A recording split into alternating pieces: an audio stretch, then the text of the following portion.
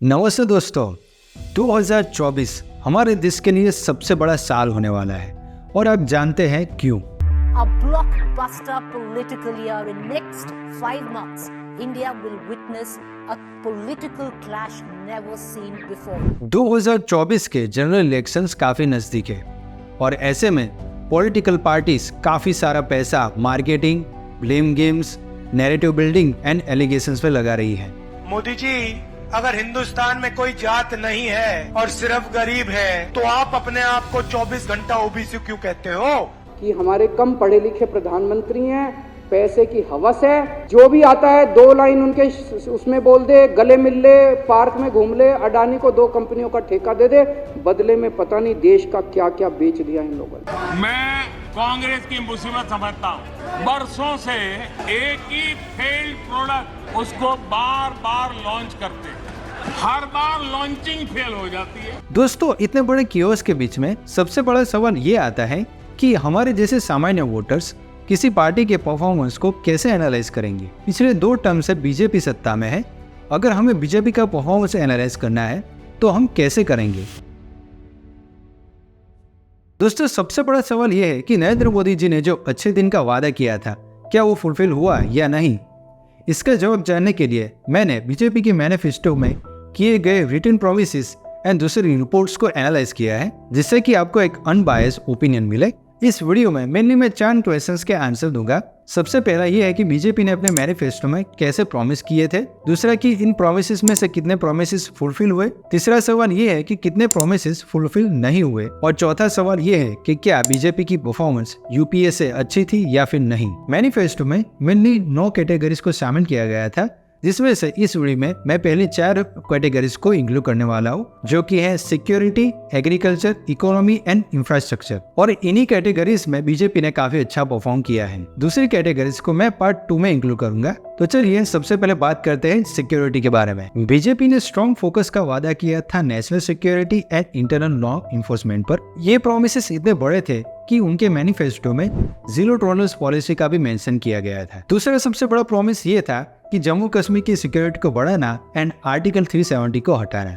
और हम जानते हैं कि 5 अगस्त 2019 को आर्टिकल 370 को हटाया गया है। और बात करें जम्मू कश्मीर में टेरर अटैक्स की, तो उसमें भी तकरीबन 77% की गिरावट आई है। टाइम्स ऑफ इंडिया के हिसाब से 2004 से 11 के बीच में तकरीबन 9000 से ज्यादा टेरर अटैक्स हुए और उसमें तकरीबन 4000 आतंकवादी मारे गए। उसके कंपैरिजन में 2014 से लेकर 22 के बीच में तकरीबन 2000 जितने अटैक्स हुए और 1500 से ज्यादा आतंकवादियों को मारा गया। यानी कि national security and law enforcement ने बीजेपी ने काफी अच्छा काम किया और इसी चीज को नरेंद्र मोदी एंड अमित शाह ने काफी अच्छे तरीके से मार्केट भी किया था। आतंकवादियों के समर्थन को चुन चुन कर नौकरियों से हटाया। अब किसी भी आतंकवादी की मृत्यु का जनाजा नहीं निकलता है, क्योंकि जो जहां मारा जाता है वही दफन किया जाता है। टेररिज्म एक्सपोर्ट करने वालों को पता होना चाहिए कि अब हिंदुस्तान बदल चुका है। लेकिन यहाँ पर बीजेपी एक काम में बहुत बड़ी चूक हो गई और वो है इंटरनल सिक्योरिटी। बीजेपी से मैं ये पूछना चाहूंगा कि आपने मणिपुर के बारे में क्यों क्वेश्चन नहीं किया, क्योंकि मणिपुर भी हमारे देश का एक हिस्सा है। पिछले साल मणिपुर में काफी बड़े बड़े रिवॉर्ड्स हुए, जिसमें मणिपुर तकरीबन 1 महीने तक जलता रहा। Manipur, and it's all bad news. Violence, death, arson, ethnic violence. Fresh violence has broken out in the northeastern state of Manipur yet again. Another violent incident. It's been a month and more now since violence first started in Manipur between the two communities, Kukis and the Meiteis. फिर भी हमारे देश में media ने इसे इतना ज्यादा coverage दिया ही नहीं। तो मैं ये कह सकता हूँ कि national security and law enforcement BJP ने काफी अच्छा काम किया, लेकिन इंटरनल सिक्योरिटी में बीजेपी को अभी भी इम्प्रूव करने की जरूरत है। क्योंकि किसी देश का एक स्टेट 1 महीने तक जलता रहे और फिर भी वहाँ पर सिचुएशन काबू में ना आए, तो ये इंटरनल सिक्योरिटी का फेलियर माना जाएगा।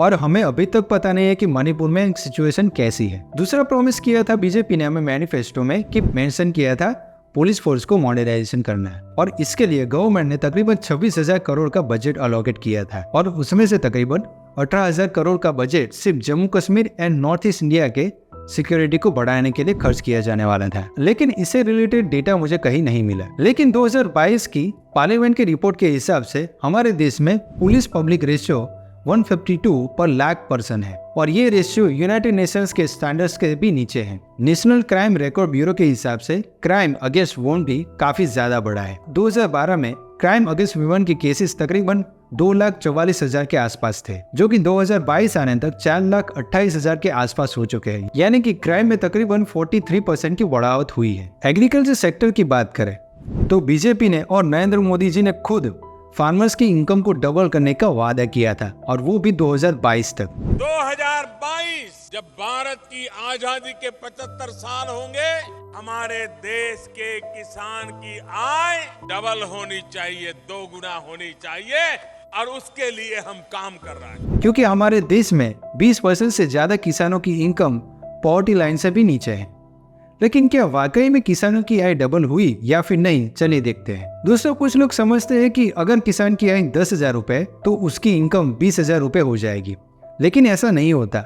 Nominal income and real income में काफी ज्यादा फर्क होता है। रियल इनकम को इन्फ्लेशन से एडजस्ट किया जाता है, उसके बाद हमें रियल इनकम मिलती है। एक एग्जाम्पल से समझते हैं। अगर आपकी इनकम 10 साल में 100% बढ़ी और इन्फ्लेशन भी इन 10 सालों में 100% से बढ़ा, तो आपकी नॉमिनल इनकम तो बढ़ेगी, लेकिन रियल इनकम उतनी रहेगी। इस डेटा को देखिए, 2004-05 से 2011-12 के बीच में किसान की इनकम तकरीबन 7.5% से बढ़ी थी। 2011-12 से लेकर 15-16 के बीच में तकरीबन किसानों की आय 0.44% ही बढ़ी थी, और 2016-17 से 20-21 के बीच में तकरीबन 1.5% से किसान की आय कम हुई थी। यहाँ कुछ लोग ये आर्ग्यूमेंट करेंगे, इस समय के दौरान काफी ज्यादा ड्राउट्स भी पड़े थे, रशिया यूक्रेन वॉर भी चल रहा था, और कोविड-19 का पेंडेमिक भी चल रहा था। तो यहाँ पर यह आर्ग्यूमेंट सही है, लेकिन सरकार को ऐसे प्रॉमिस करने ही नहीं चाहिए, क्योंकि हमारे देश के वेदर और नेचुरल डिजास्टर्स आते ही रहते हैं। तो किसानों की इनकम डबल करना काफी बड़ा चैलेंज है। दूसरा सबसे बड़ा प्रॉमिस किया था वेयर हाउस की कैपेसिटी को बढ़ाना। हमारा देश फूड ग्रेन्स के प्रोडक्शन के मामले में तीसरे नंबर पर आता है, लेकिन फिर भी स्टोरेज कैपेसिटी काफी ज्यादा कम है। इंडिया की प्रोडक्शन कैपेसिटी देखें तो तकरीबन 311 मिलियन मैट्रिक टन है, और अगर स्टोरेज कैपेसिटी देखें तो 145 मिलियन मैट्रिक टन ही है, और यहाँ पर शॉर्टेज 166 मिलियन मैट्रिक टन की है। यानी कि ना ही किसानों की आय डबल हुई और ना ही स्टोरेज कैपेसिटी बढ़ी। तो यहाँ पर बीजेपी को काफी ज्यादा काम करने की जरूरत है। दूसरा, बीजेपी ने प्रॉमिस किया था लैंड रिकॉर्ड्स को डिजिटलाइज करना, और अब तक तकरीबन 94% लैंड रिकॉर्ड्स डिजिटलाइज हो चुके हैं। दूसरा, एक और वादा किया था बीजेपी ने, स्मॉल एंड मार्जिनल फार्मर्स को पेंशन स्कीम वो प्रोवाइड करना, और इसके लिए प्रधानमंत्री किसान मानधन योजना को चुना गया था, और इसमें तकरीबन 19 लाख से ज्यादा किसानों को रजिस्टर किया गया है। और प्रधानमंत्री किसान सिंचाई योजना के अंतर्गत तकरीबन जो भी प्रोजेक्ट्स इंक्लूड किए गए थे उसमें से तकरीबन 47% कंप्लीट हो चुके हैं। तो दोस्तों, एग्रीकल्चर सेक्टर में बीजेपी ने 7 बड़े प्रोमिसेस किए थे, उसमें से तकरीबन 3 प्रोमिसेस फुलफिल हुए। तो यहाँ पर एग्रीकल्चर सेक्टर में बीजेपी को काफी ज्यादा काम करने की जरूरत है। तो दोस्तों, अब बात करते हैं इंडियन इकोनॉमी के बारे में कि यूपीए के कंपैरिजन में बीजेपी ने कैसा परफॉर्म किया। तो इसके लिए हमें इन 6 इंडिकेटर्स को देखना पड़ेगा, जो कि है GDP, inflation, fiscal deficit, debt to GDP ratio, FDI and interest payments. तो सबसे पहले बात करते हैं जीडीपी के बारे में। तो इस चार्ट को देखिए, जिसमें कंपैरिजन किया गया है यूपीए एंड एनडीए गवर्नमेंट के जीडीपी ग्रोथ को। तो आप देख सकते हैं कि यूपीए के समय एवरेज जीडीपी ग्रोथ 6.8% था, जबकि एनडीए में सिर्फ 5.7% था। 2008-9 में रिसेशन आया था, और ऐसा ही कोविड-19 एनडीए के गवर्नमेंट के दौरान आया था। तो ये डिसीजन मैं आप पर छोड़ता हूँ कि आप क्या सोचते हैं जीडीपी ग्रोथ के बारे में। लेकिन एनडीए ने इन्फ्लेशन को काफी अच्छे से कंट्रोल किया था। आप देख सकते हैं इस चार्ट में कि एनडीए ने इन्फ्लेशन 5.1% तक रोका था, जबकि यूपीए में ये 8.1% तक पहुंच चुका था। और आरबीआई की गाइडलाइन के हिसाब से इन्फ्लेशन 2% से लेकर 6% के बीच में ही रहना चाहिए। यानी कि बीजेपी ने इन्फ्लेशन को काफी अच्छी तरीके से कंट्रोल किया है। अब बात करते हैं फिस्कल डेफिसिट की, यानी कि राजकोषीय घाटा। इसकी डेफिनेशन काफी सिंपल है, किसी भी देश का total expenditure minus total income, और इनकम में से हमें उधार बात कर देना है, और जो भी नंबर आएगा उसे फिस्कल डेफिसिट यानी कि राजकोषीय घाटा कहते हैं। और एफआरबीएम एक्ट के हिसाब से राजकोषीय घाटा 3% से ज्यादा नहीं होना चाहिए। तो इस चार्ट के मुताबिक 2013-14 में राजकोषीय घाटा तकरीबन 4.5% था। 2018-19 आने तक ये 3.6% तक पहुंचा एनडीए के गवर्नमेंट के दौरान, और 2020-21 में सबसे ज्यादा और वर्स्ट हुआ था 9.2%, और आज तकरीबन 5.9% तक है। यानी कि बीजेपी ने शुरुआती सालों में काफी अच्छे तरीके से इसे कंट्रोल किया था, लेकिन अभी ये बहुत ज्यादा हाई है। अब बात करते हैं फॉरेन डायरेक्ट इन्वेस्टमेंट के बारे में। तो यूपीए सरकार के 10 साल के कंपैरिजन में एनडीए में 65% से एफडीआई बढ़ा है। आज तकरीबन 500 बिलियन डॉलर्स तक पहुंच चुका है। लेकिन दोस्तों ये भी सच है कि पिछले 2 सालों में एफडीआई में काफी ज्यादा गिरावट आई है, तकरीबन 27% गिरावट आई है। बात करें डेट टू जीडीपी रेशियो की, तो ये बहुत सिंपल फॉर्मूला है। डेट टू जीडीपी रेशियो यानी कि कोई देश अपने उधार चुकाने में कितना ज्यादा सक्षम है। जितना ये रेशियो कम होगा उस देश की इकोनॉमी उतनी ही ज्यादा स्ट्रांग होगी। एंड इस यूएन पेपर के हिसाब से डेट टू जीडीपी रेशियो 40% से नीचे होना चाहिए, खासकर इंडिया के जैसे डेवलपिंग देश के लिए। तो इस चार्ट को देखिए, 2005-06 में ये नंबर तकरीबन 81% था। 2019-20 में कोविड-19 की वजह से ये नंबर 88.5% तक पहुंच चुका था, लेकिन ये धीरे धीरे अब कम हो गई 81% पर आ चुका है। यानी कि यहाँ पर बीजेपी को काफी ज्यादा ध्यान देने की जरूरत है। दोस्तों अब बात करते हैं इंटरेस्ट पेमेंट्स के बारे में। 2021-22 में बीजेपी सरकार ने तकरीबन 8.14 लाख इंटरेस्ट पेमेंट्स किया था और ये टोटल एक्सपेंडिचर का तकरीबन 21.6% था 1 ईयर का, और ये पूरी जीडीपी का तकरीबन 39% था। यानी कि दोस्तों काफी सारा पैसा हम सिर्फ इंटरेस्ट पेमेंट्स में गवा रहे हैं। तो दोस्तों दूसरा सबसे बड़ा मेंशन था बीजेपी के मैनिफेस्टो में, वो था make in India. It was 25th of September 2014 when the newly elected Narendra Modi government rolled out the Make in India scheme. मेरे व्यक्तिगत जीवन में, हमारी राजनीतिक यात्रा के जीवन में भी आज का दिवस बड़ा महत्वपूर्ण है कि आज 25 सितंबर मेक इन इंडिया का सपना समर्पित करने का मुझे अवसर मिल रहा है। मेक इन इंडिया स्कीम का सबसे बड़ा ऑब्जेक्टिव था कि मैन्युफैक्चरिंग सेक्टर के कंट्रीब्यूशन को जीडीपी में 25% से बढ़ाना, वो भी 2025 आने तक, और इससे तकरीबन 100 मिलियन जॉब्स क्रिएट होने वाले थे। लेकिन दोस्तों इस चार्ट के मुताबिक 25% नहीं बल्कि 15% से घटकर आज सिर्फ 13% रह चुका है। शॉकिंग बात तो ये कि 2016-17 में तकरीबन 51 मिलियन जॉब्स क्रिएट हुई थी मैन्युफैक्चरिंग सेक्टर में, लेकिन आज उन जॉब्स में भी 46% की गिरावट आई है। यानी कि बीजेपी ने जो दावा किया था मेक इन इंडिया सक्सेसफुल होने का, उतने पैमाने पर मेक इन इंडिया सफल नहीं हो पाए।